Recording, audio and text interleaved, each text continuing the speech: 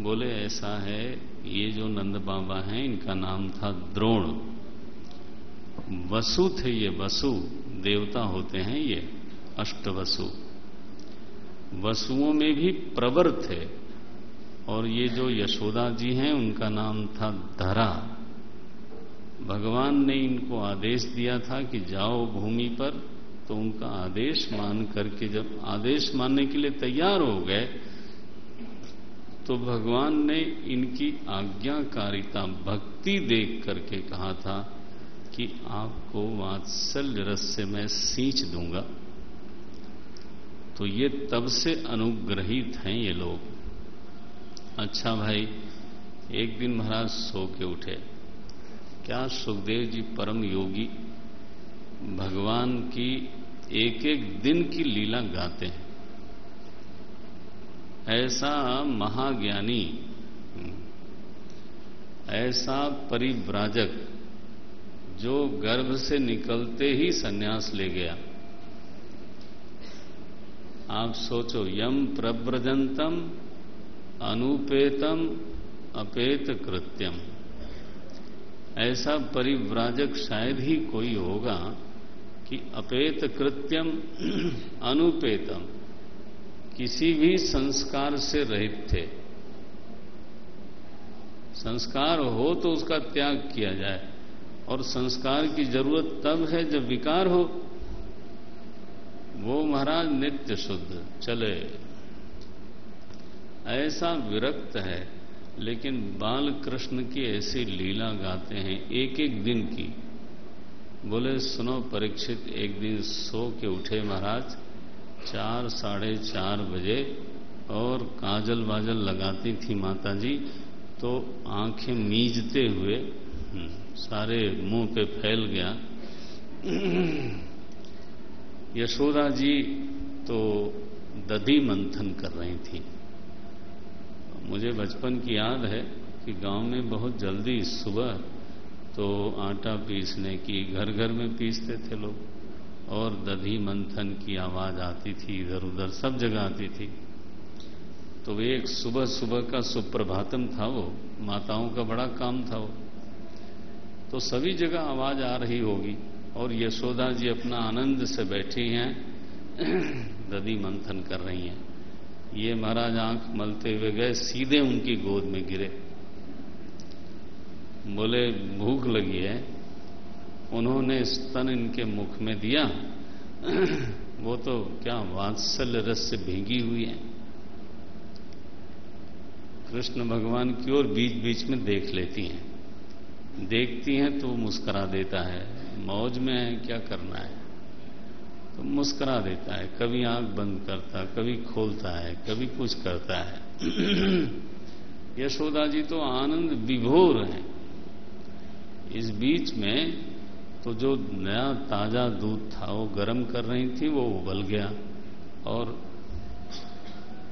उन्होंने इधर देखा नहीं, उधर देखा नहीं, कृष्ण को भूमि पर रखा, एकदम भागी दूध बचाने के लिए। और कृष्ण भगवान महाराज बोले कमाल है, अब दूध बड़ा हो गया मेरे से। ही वॉज हर्ट, वो हर्ट हो गए बेचारे। उनको लगा कि मुझे आहत की मेरी उपेक्षा हो गई, दूध से बड़ा मैं दिखाता हूं। और जो दही मंथन कर रही थी उस भांड पर उन्होंने एक लोढ़ा रखा हुआ था, मारा उसको, चारों तरफ दही बिखर गई। अब यशोदा जी लौट के आई, उसके पहले ये भागा। इसने कहा हो तो गई गड़बड़, अब गड़बड़ हो गई, आज तो पड़ जाएगी। जाके अंधेरे में खड़ा हुआ। यशोदा जी आई, देखा, उसने कहा ये तो इसी की करतूत है कहां वो? खोजने चली, सुबह सुबह की मॉर्निंग वॉक यही है।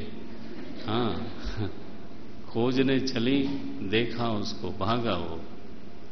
बोले रुको, भागते किधर हो? बोले बहुत जरूरी है माता जी। ओहो, छड़ी लिए हुई थी। जब बहुत दौड़ाया, देखा पसीना हो गया इनको। परिश्रमम लिखा माता जी को बहुत ही परिश्रम हो गया है। माता जी दौड़ती हैं कृष्ण के पीछे पीछे पकड़ने के लिए, जिसको पकड़ने में योगियों का चित्त भी सफल नहीं होता। गोपी अन्वधावत्न यम आप योगी नाम क्षमम प्रवेष्टुम तपसे रितम मनः।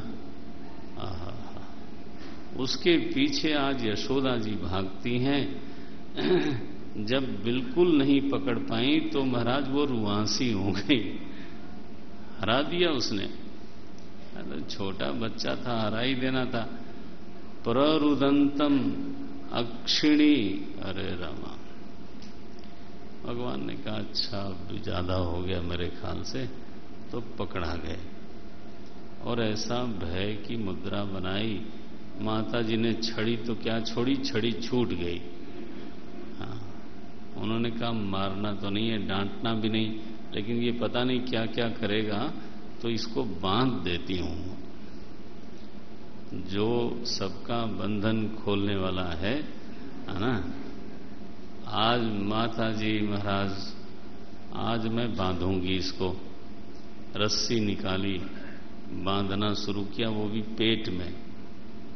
अब उस समय वो बालक था ना, तो कोई स्लिम नहीं था, वो काफी देखा होगा फोटो में। तो अब रस्सी छोटी पड़ गई, रस्सी बांधी दूसरी, वो छोटी पड़ गई। 2 अंगुल रस्सी हर बार छोटी पड़ जाए। सारी रस्सियां जो हैं घर की उन्होंने बांध के बड़ी कर ली। द्वयंगुलो नमद भूते भूते न संदधे अन्यच्च गोपिका। 2-2 अंगुल छोटी होती गई, वो रस्सियां लाके जोड़ती गई। जब देखा कि बिल्कुल हार गई हैं, दृष्ट्वा परिश्रमम कृष्ण, देखा अब हो गया, परिश्रमित हो गई हैं, थक गई, रुआंसी हो रही हैं। और मजा यह है कि सुबह हो गई थी ना, तो बाकी गोपियां अपने अपने दरवाजे से देख रही थी, तो इनकी बेइज्जती भी हो रही थी। बताओ, एक बच्चे को नहीं बांध पा रही। तो भगवान कृपा करते हैं, कृपया सीत स्वबंधने, कृपा करके भगवान बंध गए। भक्त के बंधन में तो रहना उनको पसंद है। कल ही हम लोगों ने पढ़ा, अहम भक्त पराधीन, मैं तो भक्तों के अधीन।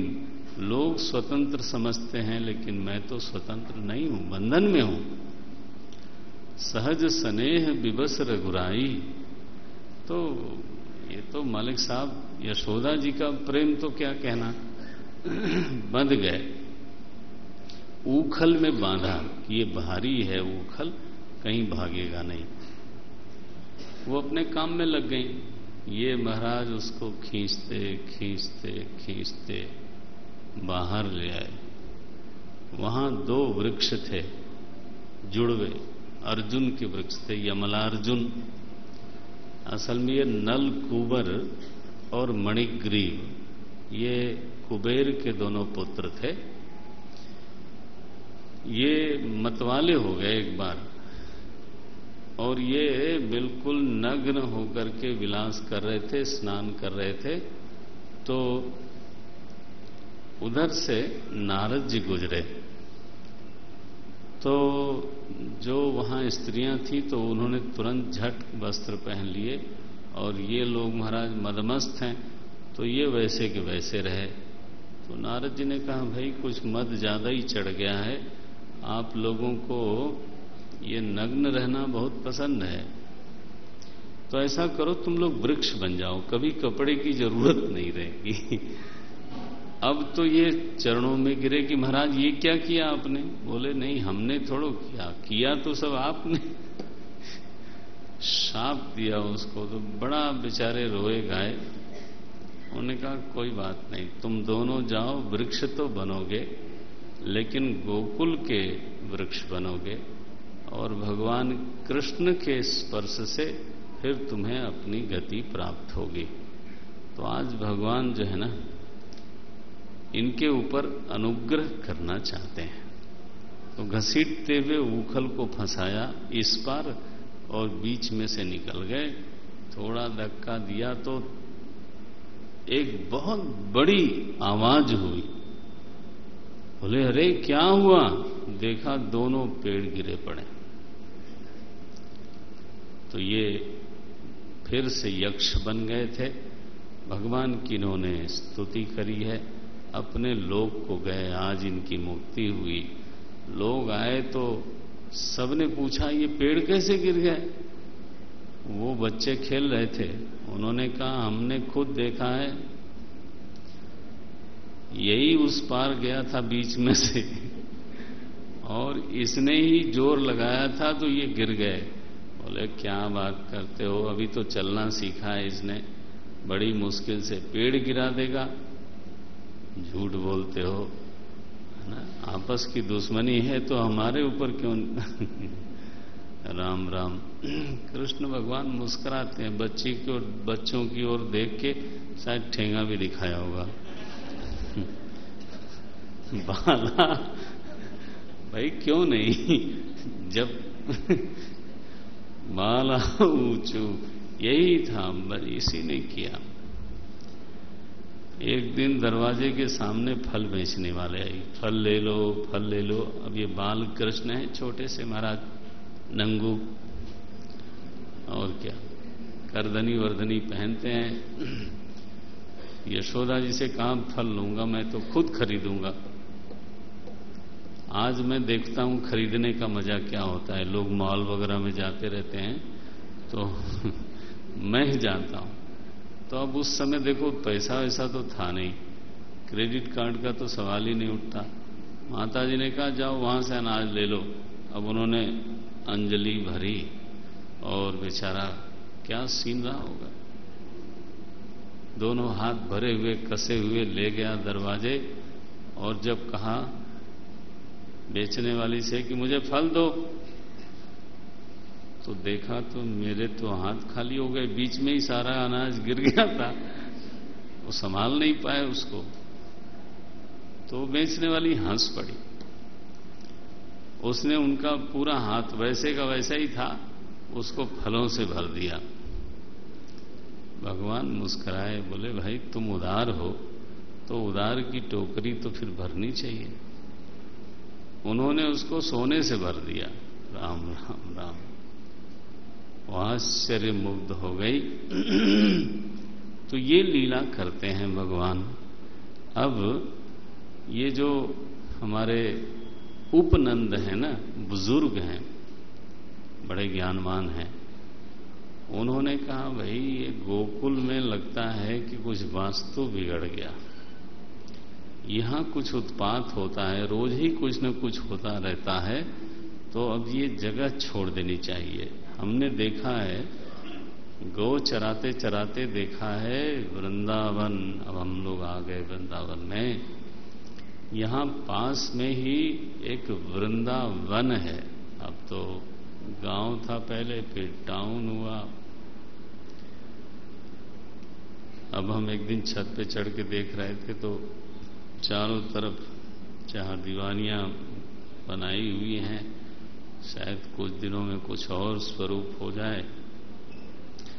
लेकिन वन था, वन, पूरा वन था।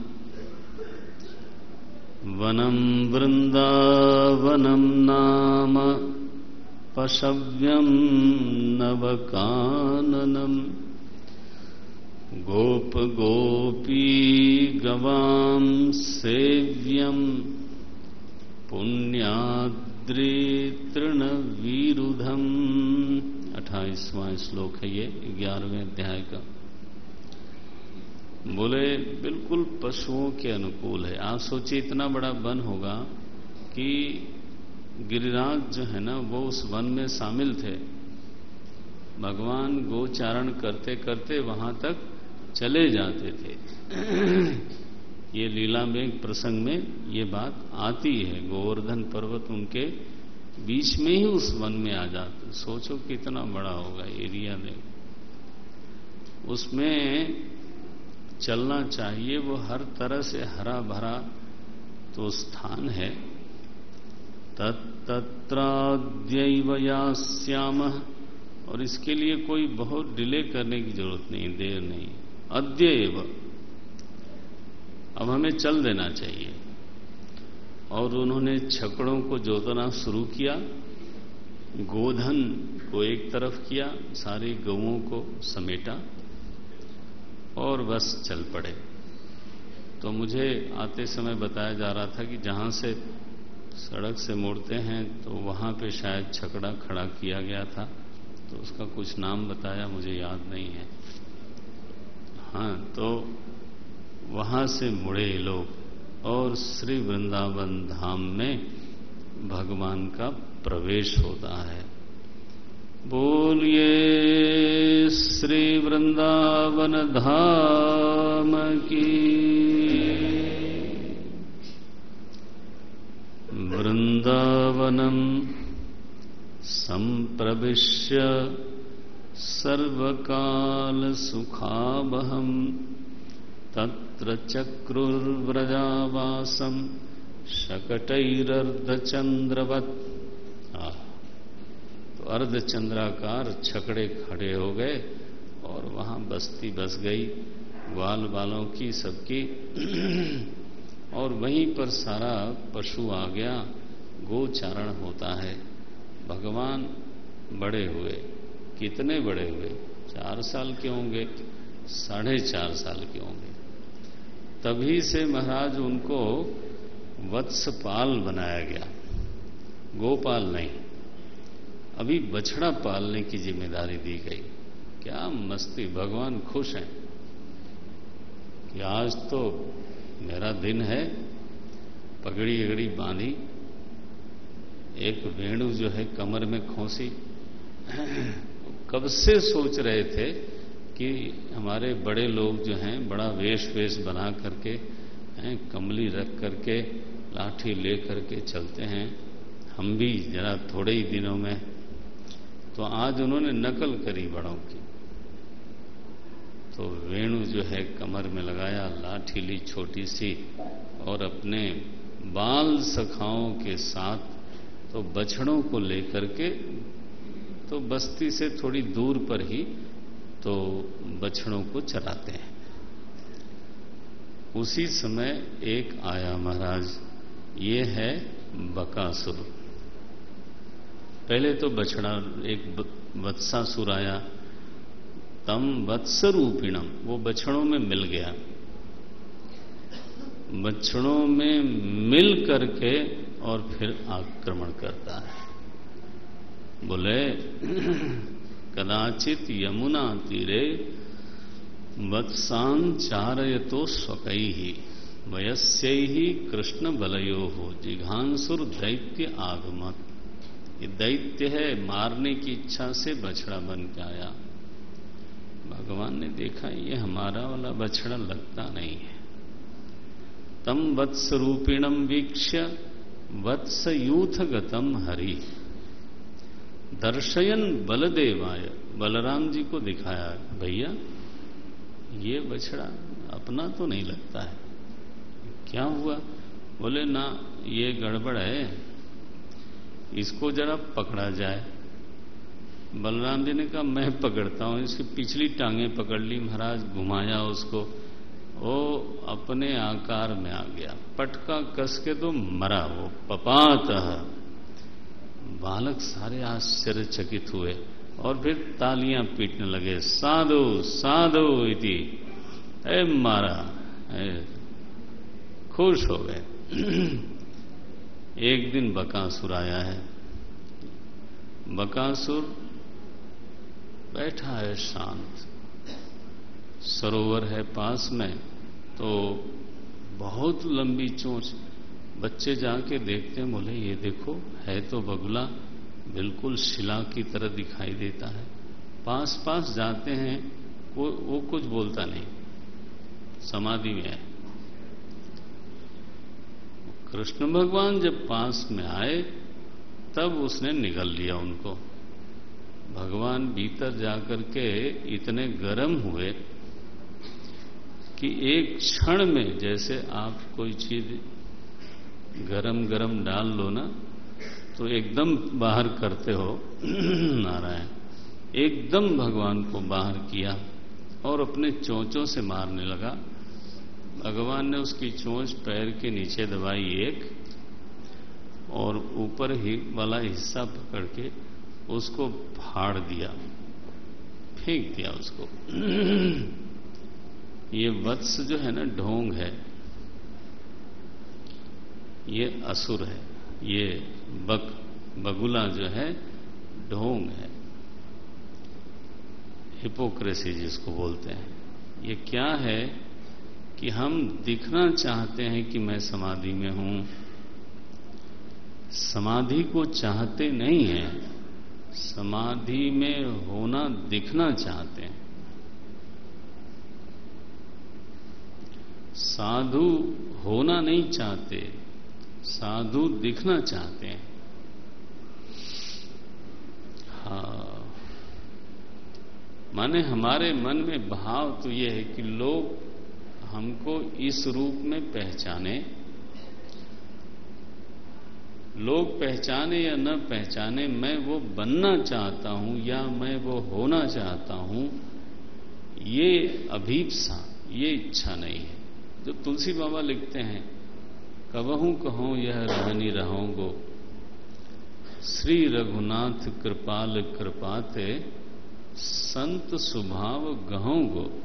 वो तो अकेले बैठ करके बोलते हैं, किसी को दिखना तो उनको लगता है मैं अभी तक साधु नहीं बन पाया। वो दिन कब आएगा जब मैं साधु हो जाऊंगा। सुंदरदास जी से एक दिन मैंने पूछा, ऐसे बैठे थे, मैंने कहा कुछ चाहिए हो ये तो नहीं, बता देना।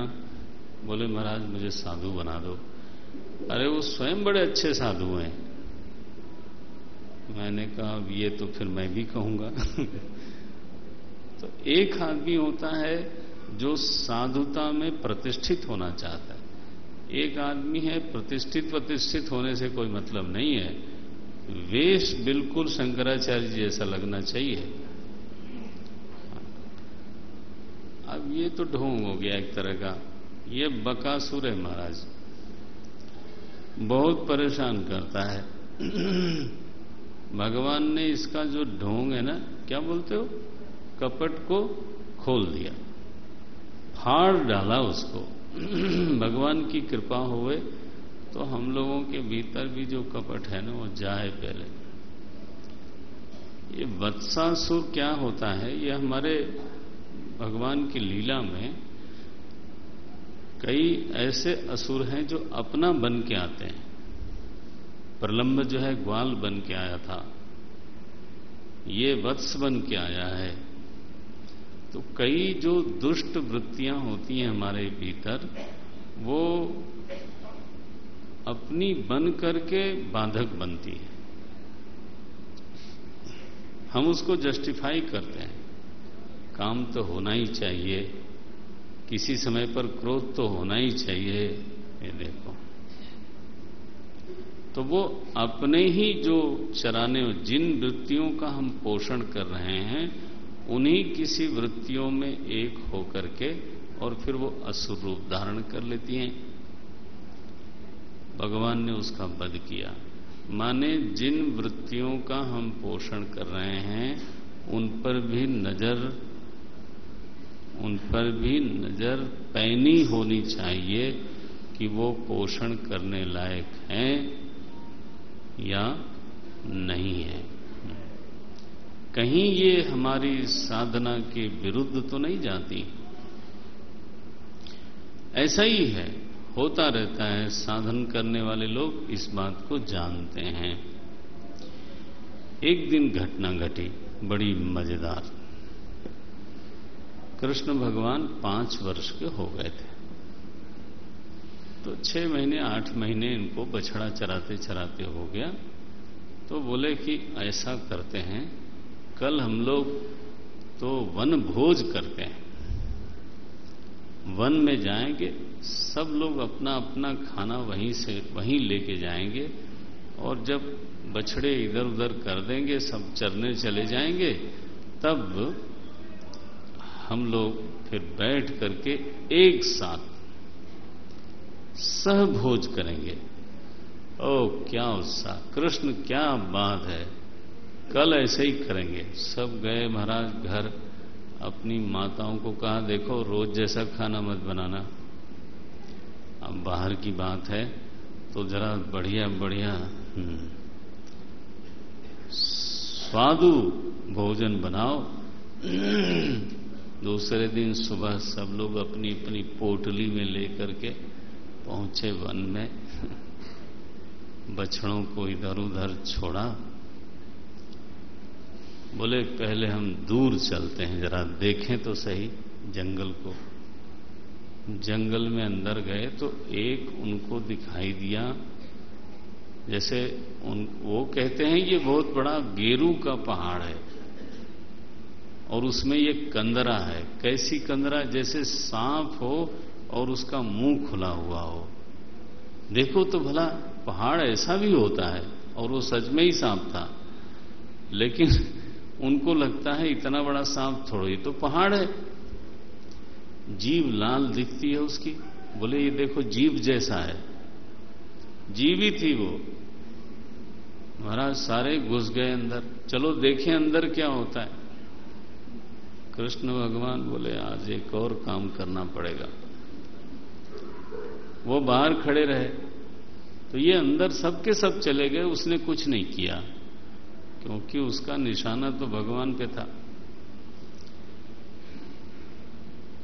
वो बुलाते रहे, कृष्ण कहां बाहर खड़े हो, आओ देखो तो सही कितनी बड़ी कंदरा है। अब जब कृष्ण भगवान गए तो उसने मुंह बिल्कुल बंद किया। अब तो हाहाकार मचा, भगवान ने आकार अपना इतना बढ़ाया वहां कि उसका पेट फट गया और वो विदीर्ण हुआ। इसका नाम है अघासुर, ये लिखा 13वां श्लोक है ये 12वें अध्याय का।